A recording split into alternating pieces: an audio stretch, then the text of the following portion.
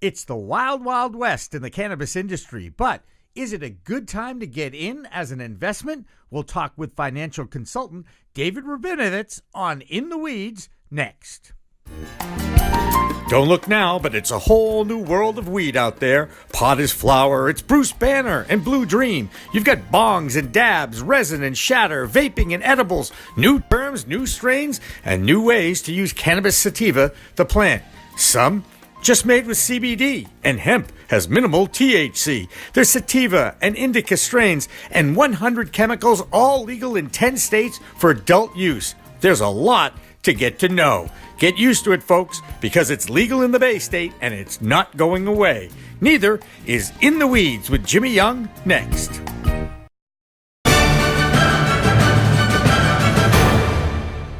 Revolutionary Clinics is just one of 49 medical cannabis dispensaries in Massachusetts, but there's a reason why it's one of the most popular. It's their patient-first philosophy. All day long, they teach, they educate, they communicate about this complicated plant called cannabis sativa. That's true whether you visit their Cambridge location in Fresh Pond at 110 Fawcett Street or at 67 Broadway in Somerville. Revolutionary Clinics, where the patient comes first. Hi, everyone. Welcome to In the Weeds with Jimmy Young. And today we have a very special guest in studio. We'll be talking about the business of cannabis with a consultant by the name of David Rabinovitz. And a reminder, once again, though, that this podcast can be seen on the brand new CannabisMultimediaNetwork.com, theweedtube.com, and yes, you can listen to the podcast on CLNSmedia.com, iTunes, iHeartRadio, Audio Boom, and Spotify. Let me tell you a little bit about David Rabinovitz. First of all, he's an old acquaintance, a business acquaintance, if not a friend. He's put in a lot of work with me back in the day when I had Young Broadcasters of America. He advises senior leadership of engineering firms on financial and ownership issues, and he's been doing that since 2010. That's about the time when I met him.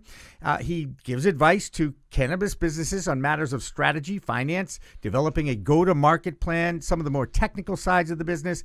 No, he does not grow it because he has a black thumb. David, is that an accurate description? That's very accurate, Jimmy, and thank you. It's great to be with you. Yeah, he said you even failed at growing strawberries here. Yeah, that was a disaster last summer. I keep my hibiscus plant going, and I'm very proud. It's almost 3 years old, and I brought it inside and everything. But I, too, share that black thumb.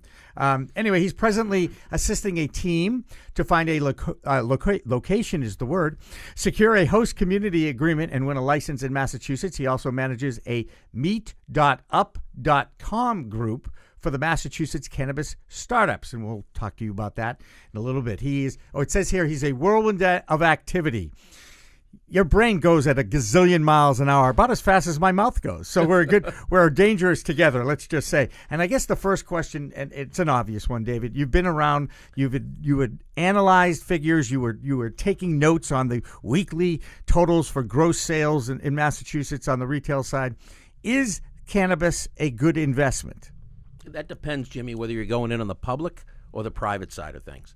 Okay, and when you say the public side, are you talking about investing in the stock world? Yes. Okay, and on the private side, what element of the industry has the best return so far? And again, Massachusetts being so young, this is a rookie economy, if you will. Yeah, Massachusetts is really a developing market. It is in its infancy. You're talking about a market that will likely have 200 to 300 stores by the time it's built out. Could have as many as 500, though that's unlikely. And we've only got 9 open right now, with a few more in the pipeline and quite a few in the application pipeline. So it's really we're in only the second or third inning right now of where marijuana is in Massachusetts. And of course, the news in Massachusetts over the past week was an oops by the Alternative Therapies Group out of Salem for a tracking error on the recreational side, and they had to temporarily shut down their recreational side. And again, I'm going to be talking a lot about this in my News Dabs program. The media, of course, jumps to the conclusion and throws out headlines like pot shop closes. And that was never accurate because the medicinal side of that business, it was still going on. And inaccurate reporting is something I don't really like, let's just say.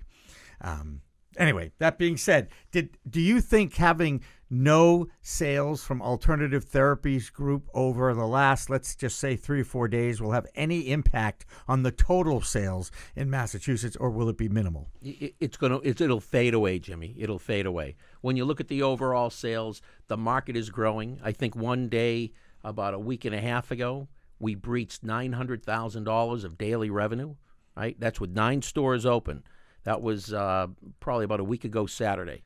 So, and that's a great number. I mean, that's a phenomenal number. Right. And again, I maintain that the market, while there's an active market both on the gray market side and on the adult use side is evolving, the medical side is here and has been for 3 years, but there's going to be so many new users and people who experiment or perhaps go back to it after they did back in the day in college, that do we really know how big this market in Massachusetts is going to become? It's going to be a little over $2 billion, right? And I'll tell you that with a high degree of confidence. I was going to say, you're the numbers guy, right, and you broke it down, and this is where, and it'd be great to hear how you got to that number. Sure. Right. So there's a whole bunch of states that have markets open, but you have to look at what's going on in those states to get a good feel for really what the market is all about. Some of them are tightly regulated, and some of them aren't really regulated that well. So when you begin to include that in your analysis, you have to find another state that looks a lot like Massachusetts. It looks a lot like us age-wise, political leanings. Educationally, yeah, population size, all that. And when you begin to throw all of that into the mix, the one that floats up to the top is Colorado. Colorado is strikingly similar to Massachusetts. If you looked at the age distribution between Massachusetts and Colorado, they're nearly identical. There's a few age brackets that are off by 1 or 2%, but that's about it. You look at education, when it comes to high school diplomas, Colorado leads us. We're right behind them. When it comes to college degrees, undergrad degrees, we're number 1 in the U.S., Colorado's number 2. I think we're separated by maybe 6 positions when you come into advanced degrees. So you got 2 populations that are a lot alike. You've got not the income isn't that far off.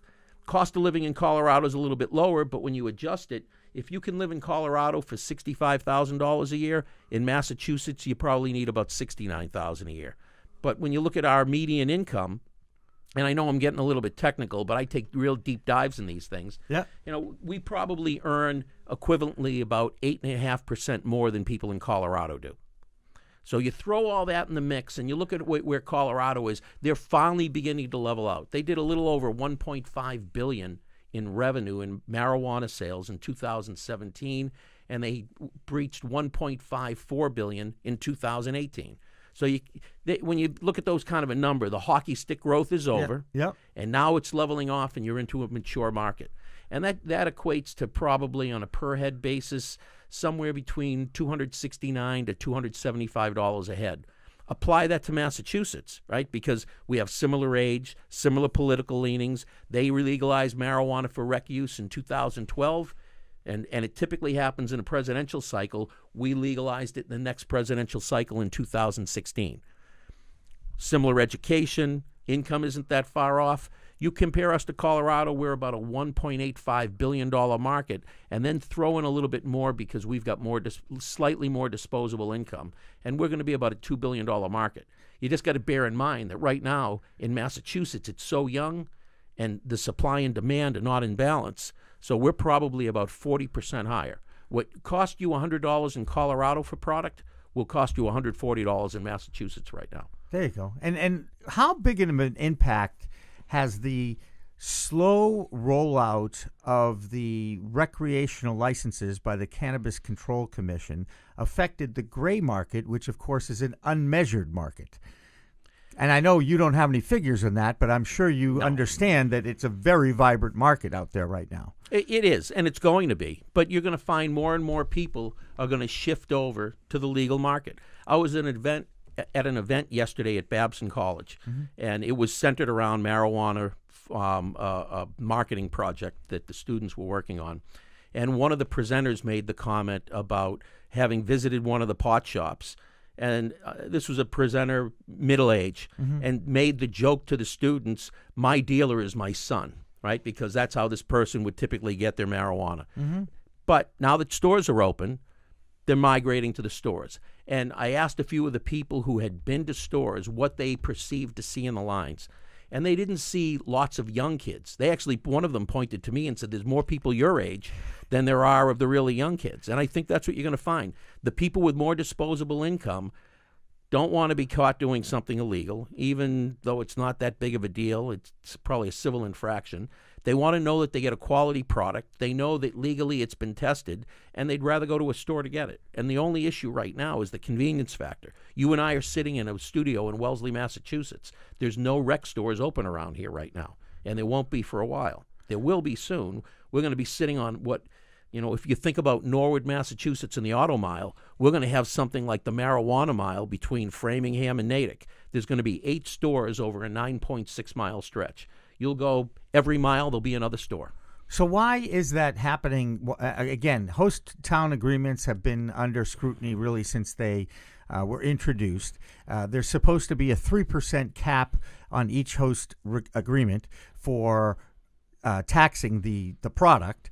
And yet we both know that whenever local politics gets involved, rules perhaps get bent a little bit, let's just say, to sweeten those deals. Now, I understand that you're involved with the group. I don't need to know specifics, but are you finding that hosts of these cannabis shops are looking for a little extra something in the backside, if you will? So that's a 2-part question. Yeah, I usually ask long questions. That's all right.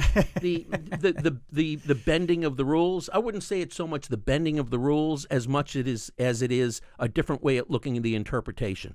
The Mass Municipal Association interprets the law one way and has advised the Massachusetts municipalities that they're not capped at the 3%, that they can charge extra fees. There's been so much bad press that some of the municipalities have dialed back and said we're going to 3%. And others now are saying, we're just going to take the 3%. I was in a meeting a few days ago with a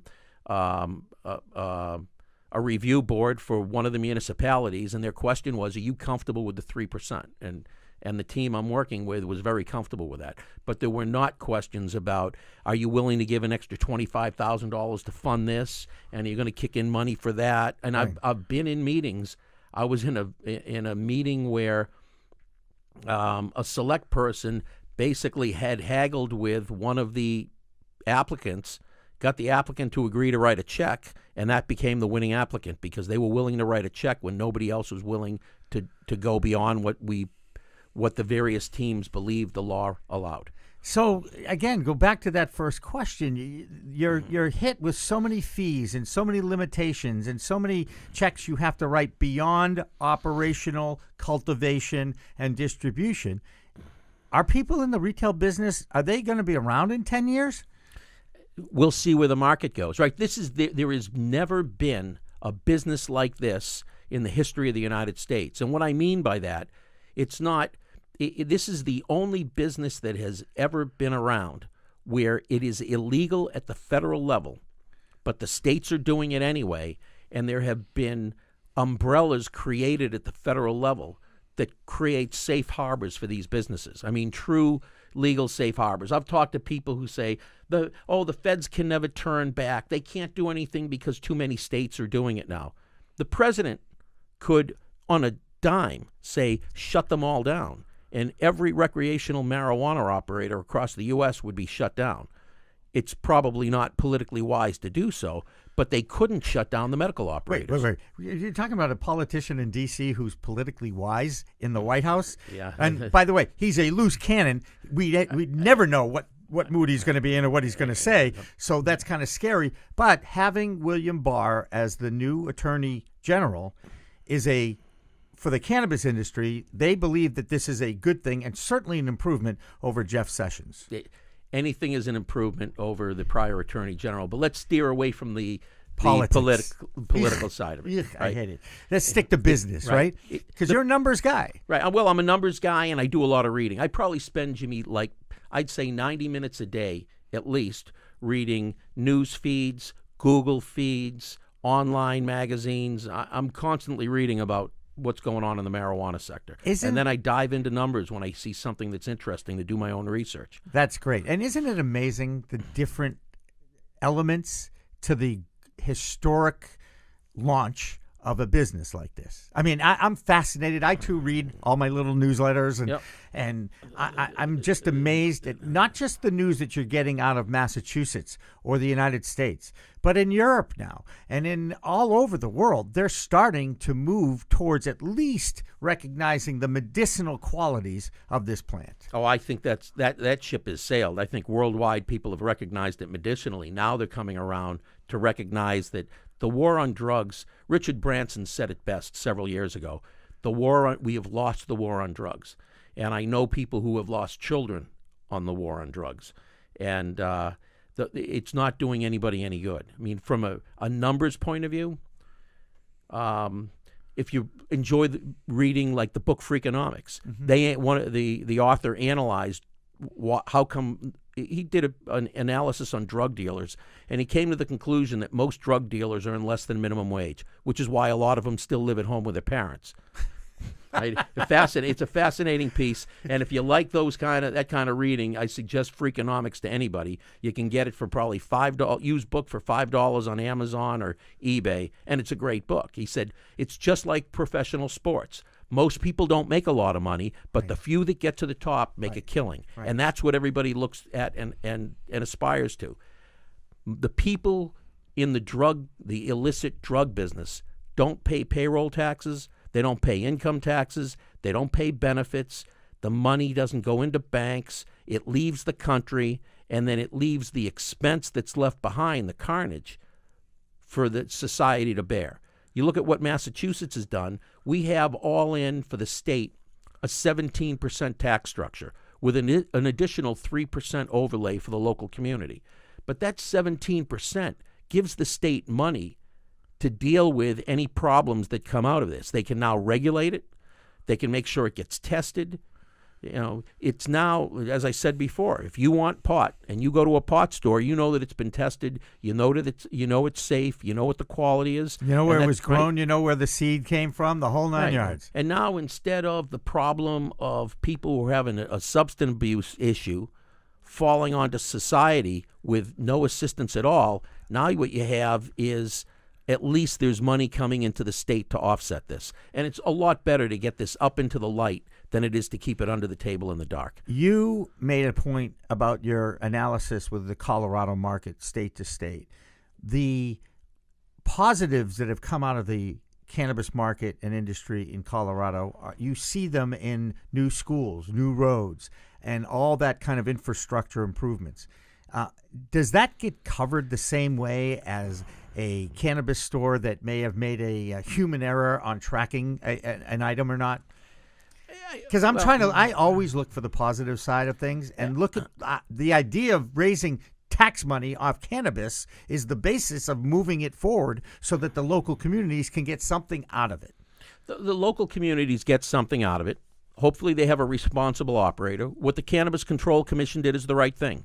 They're coming down hard on people who are not complying with the law and who are thinking that, the regulations, it's 73 pages of gobbledygook. Once I get my license, I don't have to worry about it. Well, now what happened in Acton is great because they listed out, and every cannabis media outlet picked up on it and has republished what that list is of all the issues they found. Right. Anybody who's in Massachusetts who hasn't read that list to say, I got to make sure I'm dealing with all these compliance issues. I can't have employees with a refrigerator putting their stuff in the same refrigerator where we store inventory. I can't allow employees to prop open a door and just leave it like that. You have to take security seriously. And when you read the list, there was nothing major going on. This wasn't like somebody had taken a whole bunch of good pot and left it in a box out back and a bunch of kids had taken it down to a baseball field and were playing around with it. Yeah. This was stupidity within the facility. Easily fixed. They needed a slap on the head. They got it. I'm sure they're going to cure it, and I would expect the commission will allow them to reopen. Yeah, because I think the commission's job is to set the rules, set the parameters, and be very firm about them. I have a friend who operates alternative compassion services down in Bridgewater, and yes, he'll be part of the News Dab's little video that I'll be producing later about this story. And whenever I go to his dispensary, it is locked up tight. You have to have a pass just to go from room to room. Stephen Werther, who's the principal there, talks about all the surprise inspections. They have no warning. They come in and they have to get inspected on a regular basis. He knows that the regulations are there, and he is adamant about maintaining them because he recognizes that he's dealing with a medicine, and they take responsibility for how that is both distributed, grown, and talked about at their facility. I don't know what happened in Acton other than what was reported in Acton, but they had a real issue, I believe, in just destroying the stuff that they weren't going to use. It was the lack of human care, in disposing of the inert product that they were told that they had to do, and they cut corners. You can't do that. Right. You're going to get caught, right? Right. Where do you think the best investment, if you're someone out there who has, I'm just going to throw $25,000, and you know how it is with investments, you should only invest what you can afford to lose. So let's just say a $25,000 investment. Would you recommend going onto the public side and perhaps investing in Tilray or any of the publicly traded companies out there that are tied to the Canada market? Or would you look to invest perhaps in a local dispensary or a grow farm in your neck of the woods? Where would there be the best investment? Or can you even tell me that? Yeah, I'm not going to venture into what would be the best. Yep. I can venture into where I would go. Okay. I think a lot of the publicly traded stocks are way inflated right now. And I think that inflation started back in August. I was trying to get it set for today. I didn't have enough time, Jimmy, and I apologize. But a couple of years ago, I put together a list of marijuana stocks. And at least once a year, I try to update what the values are so I can see what are the annual returns and what are the returns over the lifetime. And I know that come this past August, when a large investment was made in a company that had $80 million of revenue or so, and it was valuing the company at $10 billion. Whoa. Right? The market took off. And all of a sudden, everybody wanted to pile into marijuana stocks. Prior to that, I invested in a few, or rather helped a friend invest in a few. And one of the things we would look at, this is going to sound silly, but I'd watch news releases for companies that were announcing they were going to be switching from the Canadian Stock Exchange to the NASDAQ or to a New York exchange. And my advice was buy that stock and hold it for about 10 days and sell it. Because as soon as they get onto the NASDAQ or one of the U.S. boards, the price always pops up a bit. You take the pop and you run. I mean, this is a highly speculative market. Right. The valuations are not based upon today's earnings. It's not based upon what they have today. When you have a company with $80 million of revenue and somebody says it's worth $10 billion, I mean, that kind of boggles the mind, doesn't it? That's a bigger premium than Amazon. Right. And isn't that basically you're dealing in almost in the futures. You're dealing in the future projection of the price and the amount of business that product will produce. Right. And now you're talking, let's say you're talking internationally. I told you we're second, third, maybe we're around Massachusetts, maybe even the fourth inning, though maybe not quite that far.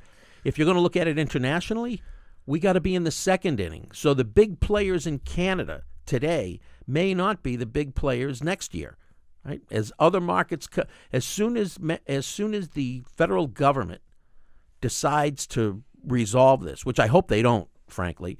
But we'll get into that in a minute. Yeah, once they do, you're going to see a lot of major players come together in the United States that could dwarf these players that are in Canada. What people look at as being the big players in the market now are going to be fleas compared to the other players that are going to come in. And Big Pharma is out there kind of waiting in the on-deck circle, if we can continue with the baseball analogy.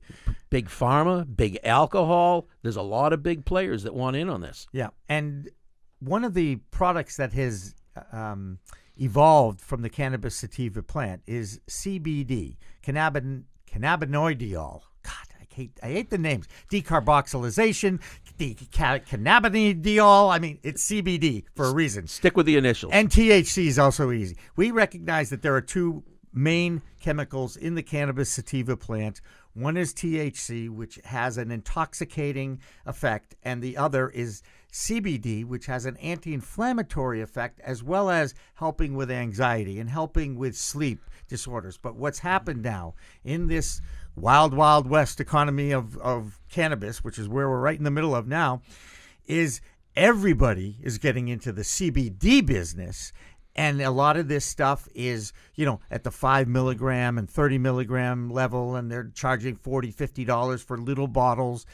A lot of people are getting rich off really snake oil, if you will. I wouldn't go so far as to call it snake oil, but, That's what I do, though. I like to go overboard. Okay. So the CBD market, because it doesn't have THC, people have been shipping it around the country. Right. There are companies that specialize in that, like CV Sciences. So if you want to play a public stock that specializes in CBD, there's a public stock for you, and it's done pretty well. Now, you mentioned earlier that I consult to senior level executives in engineering firms, and that's around the country. So I may fly into a particular city and then have to take an Uber to get to a client's office, and it's not uncommon I'll stop at a convenience store to pick up a couple of drinks along the way, especially if I'm a little tired, I want a boost of caffeine. And I'm amazed at how many times now I'm seeing CBD items at gas all stations. Across at gas stations. CBD infused honey sticks, CBD, the little containers you're talking about of CBD oil. Right. They're everywhere. And now that the Farm Bill has been allowed and hemp's been legalized, CBD to an extent. True. Yeah, right. But you're going to see a lot more CBD. Now, my understanding is the Mass Department of Agriculture has said you can't import CBD into Massachusetts. It's got to be developed here because it's got to be tested. That'll all get worked out, but CBD is a huge market. And I believe there are two senators, even today, again, this is being recorded on February 22nd, Friday, two senior senators are urging the FDA to give them some idea of guidance on how to regulate CBD because, as you know, in Maine and Ohio, New York, the FDA, the local bureaus, took products off the shelves and wrote up restaurants who were infusing their foods with CBD. Yeah, that is hilarious. So you have a product that because it's federally illegal, they refuse to see it. They put blinders on. Unless it doesn't exist. Right. It's like a 5-year-old who wants to play hide and seek, stands in a room and with all these people, closes his eyes and thinks he's invisible. Right. So they want nothing to do with it. And they make believe it doesn't exist. Then it becomes legal, and they run around and say, oh, now we have to start to talk to you about it. Right. And they also, I don't know if you follow this or not, I think I talked to you about the patent that the United States government has on through CannaLife, which is a company that is controlled by the National Institute of Health. So while it's a little hypocritical, isn't it, when you say that this plant has no medical values, but we're going to take out a patent on one of the components of it because I think it does have medical value. Yeah, but unfortunately that's been litigated and I believe lost. That was the Washington suit that caused Jeff Sessions, I understand, to rip up one of the Cole memos, right? You know, people talk about the Cole memo, but before the Cole memo was the Ogden memo, and the Cole memo was actually a series of 3 memos. And then you got the FinCEN memo. I mean, to understand, for example, what goes on at the federal level and all the influences, you probably need to sit down for 3 hours and read all these different federal memos. And then you begin to get a flavor. And then you read the Rohrabacher Amendment. And then it all begins to fall into place. You can understand how this thing works at the federal level, where there is a safe harbor, where there isn't.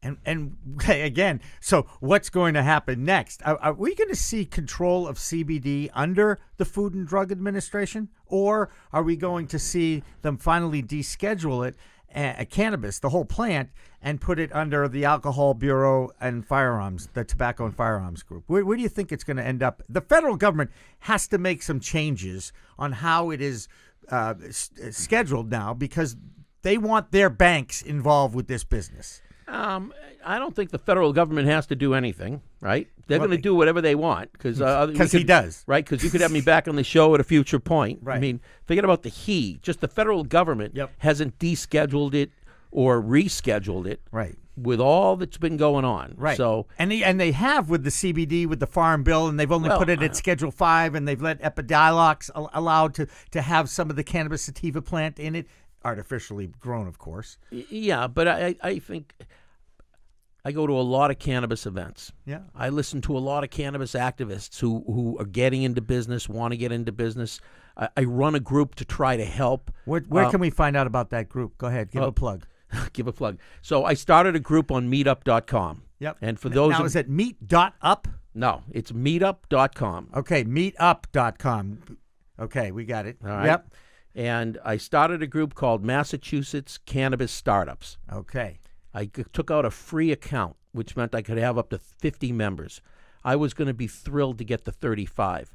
2 days later, I got an email from Meetup, you system-generated email telling me there were issues with putting more members in the group. I'd have to upgrade the account, which meant I had to start paying, which really wasn't a big deal. Right. So I ended up paying for an account. I think and this group is less than 2 months old. We're probably up to about 200 people. Wow. People are just curious, and they see something hot, and they want to get involved in some way. Well, yeah, and this is we had our first event back in January, and it was a mixer, and it went really well, and I was surprised how many people showed up. We're now doing a series of educational sessions. We've got an attorney out of Boston. We're focusing on social equity and economic empowerment applicants. This Tuesday night, we're running a session in Framingham. I went to an economic empowerment event a couple of Sundays ago. Now, these are people who want to be in the business, and they're and under the mass regs, they're defined as economic empowerment applicants. And I'm not going to bore the audience as to what that means, but just think of it as meaning they're either disadvantaged or they're in a disadvantaged community. And toward the end of the session, I asked one of the moderators to take a poll and ask how many people had read and understood the regs. Oh, boy. Now, these are people who are looking to get into a very complicated business. Right. Right? It's very tricky. And as you talked about, the Cannabis Control Commission had their Thursday meeting, and they spent a lot of time yesterday talking about the issues they're having in getting the social equity and economic empowerment program going. Up, right? It's been going, but it's not going anywhere. Right. I give platelets, and today was a platelet morning. I sat there with my little handheld device and my earbuds, watching listening to the Cannabis Control Commission intently. The people at the Red Cross thought I was nuts. Which you are, but that's okay. It's a good set of nuts. But, so these are people who want to get in the business. MassCan, which is the Massachusetts chapter of NORML, puts on the event, and it was probably no more than 20% of the people actually understood what the regs were. And many of them are frustrated because they can't understand why they can't get the application process going and why they're running into roadblocks. And I'm scratching my head saying, how can you even consider doing this if you don't know the rules? And the first go-round in the rules is you need to know the mass regs. Right. Then you need to know the local regs and the zoning, and then you need to have an understanding of this federal framework, which is kind of funky because you talk to smaller activists, and they all want to see marijuana fully legalized at the federal level, even some of the small business owners. And I scratch my head saying the only thing that's holding back the real 800-pound gorillas, the stampede of elephants, is the fact that it is illegal at the federal level. For me, leave it that way. As soon as they make it legal at the federal level, which means rescheduling from Schedule 1 down to Schedule 2, all of a sudden CVS can come in, Boots Alliance, which is Walgreens, can come in, Rite Aid could come in, Walmart can come in, Target could come in. Any major retailer that happens to have a pharmaceutical or pharmacy operation in their stores can jump in the marijuana business. But where are they going to do their banking if that happens? Because I was at an event, and I asked the lawyers from Burns & Levinson, if they schedule it down to 2, won't that open the doors for the banking industry? And they were pretty vehemently saying, no, it won't. Now, granted, they're lawyers, and they would like to be hired for as long as possible to drag this thing out. I get that too. But I was really kind of taken aback by the fact that they didn't think that Schedule 2 would do it. Yeah, I don't know, Jimmy. I'm not an attorney. And did you ever play one? Did you ever play one on TV? No. I'm sorry. Sorry, I had to do that. But I'm not an attorney, and I wasn't at that conference, so I don't know what their reasoning is. It doesn't make sense to me, because if you think about Schedule II drugs, they've got a high propensity for abuse, but they have a therapeutic value, right? That's the opioid world. Well, no. The OxyContin world. Right. Yeah, right. Schedule II. Right. Schedule I is high potential for abuse and no therapeutic value. Correct. Right. I think everyone agrees. Even the prohibitionists have to agree that it is in the wrong scheduling. Absolutely. But so now if you move it into Schedule II, it's right there with all sorts of other legal drugs. It's right there with things that your dentist gives you when you come in and you say, I need to get some dental work done. He says, I'm going to put a needle in your your jaw. Novocaine, right. Yeah. And cortisone. Those are all Schedule II drugs. And cocaine. Let's throw that in there, too, because it is. Yeah, so, I don't know exactly which ones are in Schedule II, so I'm not going to comment on that. But there's plenty of people who deal in Schedule II drugs and plenty of pharmacies that dispense Schedule II drugs. With American banks. That have bank accounts. Right. So I'm not sure I understand why the attorneys feel that scheduling to Schedule II won't open up the banking sector. I think it's because the banks are still under the federal guidelines. Absolutely. And they just are wary of taking that risk. And, banks don't like to take risks. Absolutely, but they can't, because they can't help a trafficker. And if you're trafficking in a controlled substance, a Schedule I controlled substance, that's a problem, which is why most of the banks won't touch it. Right? That now, if it goes down to Schedule II, maybe there's a technical issue that you need to have a DEA license, right? Because anybody who's going to prescribe, who's going to handle drugs has some sort of a DEA license that allows them to do it, right? The team I'm working with, they happen to have a dentist on their board. And one of the reasons they have the dentist on their board is he has a DEA license. He understands that sort of stuff, and he can advise the business people on more of the things they need to know if they want to run a tight ship regulatory compliance-wise, right? So there may be something to do with that, but I got to believe that if marijuana is scheduled to Schedule II and the party has the right sort of license, there's no reason you can't bank it.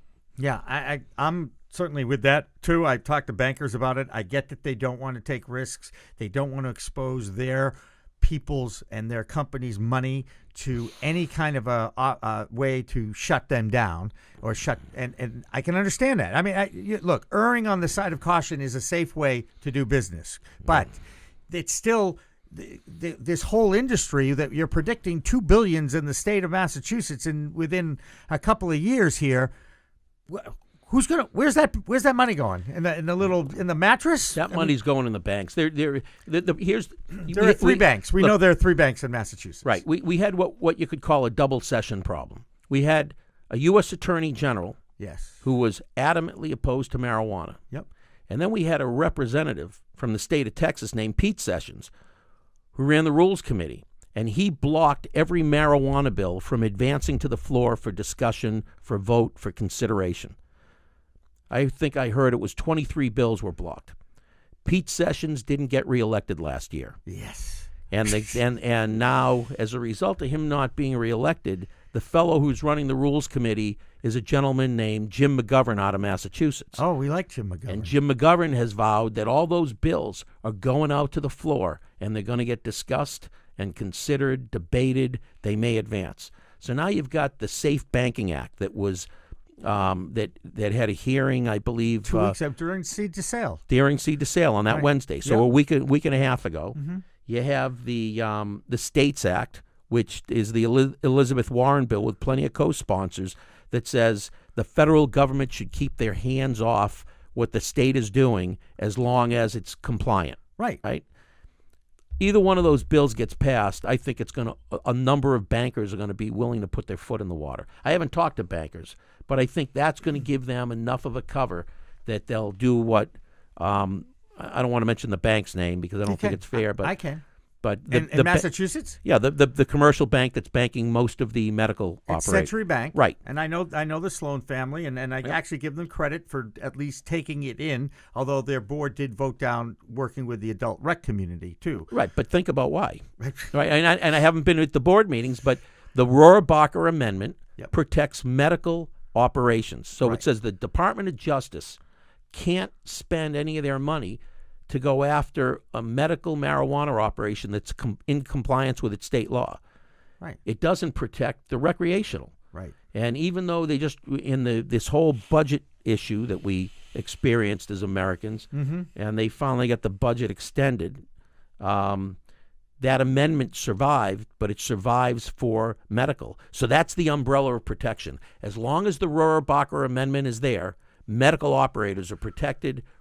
Adult use / recreational operators aren't. And yet Safe Harbor, Gardner Federal Credit Union is taking recreational companies as well, as is Bay Coast Bank out of Swansea, which I did not know even existed. And then I ran into him at that event that was Burns and Levinson event a couple weeks ago. Yep. So I guess where this is a great question. You threw this out here as a talk topic. I'm going to right back at you here on this one. Where's the future in cannabis cultivation? Is it in flower, the actual plant, or is it in the derivatives and the concentrates and the topicals? Think about this. You're going to find long-term, and I can't back this up with anything other than common sense, which some people think I have in short supply. But maybe that's why I like you so much, David. Go ahead. But I think you're going to find long-term that the cannabis market is going to be a market of infused products. Coca-Cola is not about to sell you flour. But right. If Coca-Cola gets into the business, they're going to have some sort of cannabis-infused drink. Yep. The beer companies that are the spirit companies. Hang on a second. I want to make sure we clarify this. Cannabis-infused drink is CBD. It could be CBD. It could be THC, right? Because there are. Last night I was with Keith Cooper, who I know you know well. Yeah, and if you ever want this show, if you ever want to get another microphone, I'd be thrilled to do a show with you and Keith. Well, I'd love to do that with him. And we were talking about products, right? Yep. I was with him with the group, and we're talking about products, and he's going through the product line they have. And he's talking about they have some products that are water soluble that you can put into a drink, right? And they mix right in. So if you don't want to have alcohol, but you want to have a drink with your friends, right? They've got a product for that. Right. They have infused beverages too at Revolution Clinics. Yeah. So you can have infused with THC or you can have infused with CBD. Now I would expect that Coke is not going to get into a THC infused, but when you start to look at like Constellation Brands and the people who are already in the alcohol business, I think what they're going to be looking at is THC-infused drinks. So think about how big the beverage market is. Right. And I think what you're going to realize is the future of the marijuana cannabis industry is going to ultimately be not in people standing around smoking it. It's going to be in eating it, in some sort of infused product, topicals. I don't know if you were at the Seed to Sale session that was talking about some of the I got to think about how to say this politely, but the sexually the Cialis and Viagra market. Well, not even the Cialis and Viagra market, right? But they're talking about products geared for women, and one of the attorneys was on a panel talking about, well, we have an item that's used on a woman's genitals, and the state of Colorado is trying to argue whether it's a topical because it goes inside the body, so it can't be a topical. Oh, my goodness. Is it an edible because it could be eaten? Oh, my goodness. This is an adult 21 show anyway, but, so we're comfortable with all this. But, you take a look at the breadth of products that are out there. Yep. And flower may be the real popular thing right now, but as the business takes off and as the small entrepreneurs get in and say, I've got an idea for a product, for an edible, for a drink, for something else, that's where I think you're going to see the major growth. So if you're asking me, where would I put $25,000? I'll tell you this for certain, and this has nothing to do with my black thumb. Mm-hmm. I'm not a big fan of cultivation. For a whole bunch of reasons. Cultivation is an expensive business. Yep. If you look at some of the newspaper articles over the last 12 months, there was a group that I think put $18 million to build a new cultivation facility in Holliston, Massachusetts. Now, Holliston won't allow retail, but they have a couple of it's a sleepy bedroom community, wonderful community. Yep. They've got a couple of industrial areas, and in the back of one of their industrial parks, all there is construction going on back there, and I think there's 3 or 4 medical marijuana operators, actually not medical, but 3 or 4 cultivation operations back there. Mm-hmm. So think about somebody who's going to put up an $18 million facility and start to grow. You've got to grow an awful lot of pot. in order to generate enough profit to pay for that. That's a long-term investment. But the problem you have in every market that gets mature on the cultivation side, the prices come down. I read something. Oregon is the perfect Oregon, example of that. Oregon, they have to burn their stuff. They have so much of it. At the MJ BizCon conference in Vegas back in November, they were talking about that Oregon had like a 63% price drop. Right. I was with the CEO back in October of one of the leading Massachusetts dispensary operations. And he was speaking, and he said, right now it costs us about $1,500 a pound to produce marijuana. By the end of next year, meaning 2019, we're going to drive that price down to $300, right? You've got a lot of people putting up a lot of cultivation facilities because the romance in this business is not running the retail store. The romantic side is to have a warehouse full of all of these plants that were previously illegal and look at them as far as the eye can see. And I personally, I think as much as I listen to Coral Reefer and the Marley brand and Jimmy Buffett's got one out there. Coral Reefer. Right. Oh, that's Coral Reefer. That makes sense, doesn't it? Right. Sorry. Yeah, Willie Nelson. Yeah. What's your favorite fruit, Jimmy? Watermelon. What's your favorite brand of watermelon? I couldn't tell you. Right. So I've been asking this question to people for months. The people who like bananas will usually tell you Chiquita or Dole. Right. And then when you really push them on it, they don't know which one they like. They just know those are the brands they buy. Right. So here's what I've determined over 6 months of informal survey. Chiquita, Dole, Haas Avocados, and Purdue Chicken. Right? Stay away from the deli counter. Those are 4 brands in agriculture. Once you get past that, nobody knows what the brand is. I've had people, I've said to them, what's your favorite fruit? An apple. What's your favorite brand? Granny Smith. I go, that's not a brand, that's a strain. Right. Right? So now if you look at the brands, it's going to be real hard to make a brand in something that's an agriculture product. And that's what marijuana ultimately is.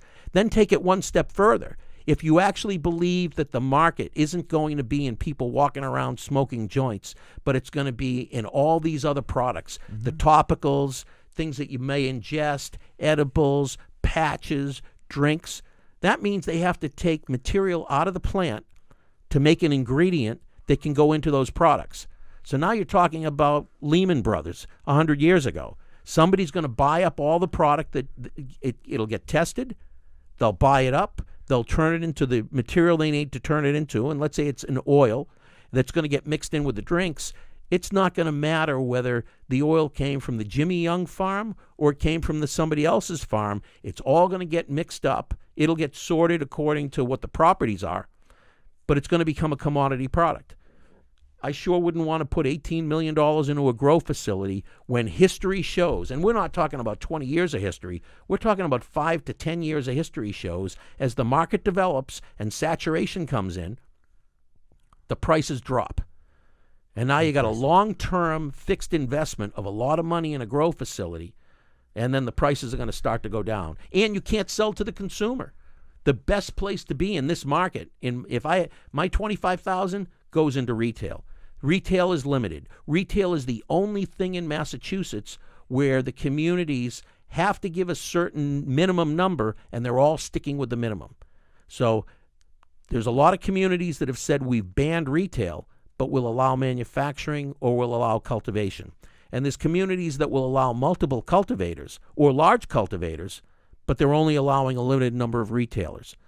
Retail is the choke point, and he or she who controls the choke point controls the market. Interesting. That's great stuff, man. I tell you, I've had doctors in here. Now I've got economists, financial advisors, and consultants in here. I mean, David, it's great stuff. I mean, I think you should be a regular on this show because it does say expert analysis of the cannabis industry. And for some reason, I'm the host. I can't quite understand that, but I'm comfortable with that too. David Rabinovitz, how do people find you? Let's go back to that again. How do people find you? Well, let's see. You can find me on LinkedIn. Yep. If you go on LeafWire, which is basically LinkedIn for cannabis. And Peter Vogel, who's the CEO, was interviewed by moi last week at the Seed to Sale, and that will be released on the In the Weeds in the future. So, probably, actually, I think this one may bump him out of the order, but we'll see. But yeah, Peter, I think, is doing a great job developing his product, which is LeafWire. Yep.